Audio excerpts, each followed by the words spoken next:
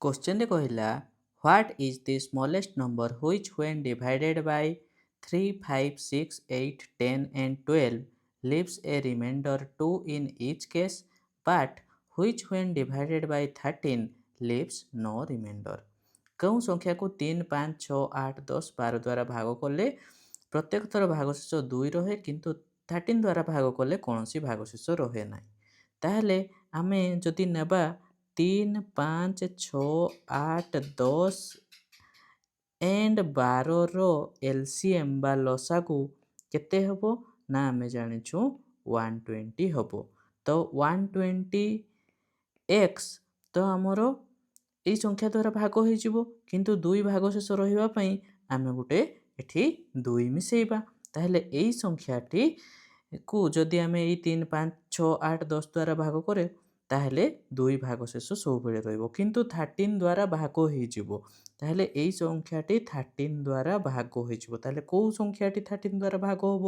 আমি যদি করিবা তাহলে দেখো ইয়াকু আমি লিখিপারিবা 117x প্লস 3x প্লস 2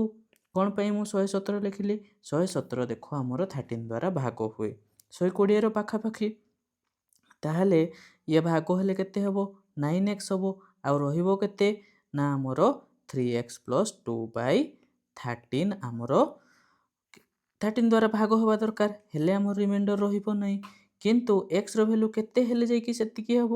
ଆମେ x ର ଭ୍ୟାଲୁ କେତେ 0 1 2 3 4 5 6 7 8 9 ରୁ ଯେକୌଣସି ଭ୍ୟାଲୁ ରଖିପାରିବା ଆମେ ଯଦି x ର ଭ୍ୟାଲୁ 8 ରଖୁଛେ ତାହେଲେ ଦେଖ এই ସଂଖ୍ୟାଟି କେତେ ହେବ ତାହେଲେ କେତେ ହେବ ये ହେଲା 3 into 8 plus 2/13 ତାହେଲେ ये ହେଇଗଲା 26/13 ତାହେଲେ 2 ରହୁଛି ତାହେଲେ x ର ଭ୍ୟାଲୁ 8 ହେବା ଦରକାର ତାହେଲେ କେତେ ହେବ ଟୋଟାଲ ସଂଖ୍ୟାଟି କେତେ ହେବ ନା 120 into 8 plus 2/13 କଲେ ଭାଗ ହେଇଯିବ ଦେଖ ତାହେଲେ ये ହେଲା 12×96 960 plus 2/13 ତାହେଲେ 962 13 ଦ୍ୱାରା ସମ୍ପୂର୍ଣ୍ଣ ଭାବେ ଭାଗ ହେଇଯିବ କିନ୍ତୁ 3, 5, 6, 8, 10 ଏବଂ 12 ଦ୍ୱାରା ଭାଗ ହେଲେ ଦୁଇ ଭାଗଶେଷ ରହିବ। ଏ ହେଲା ଆମର ଆନ୍ସର।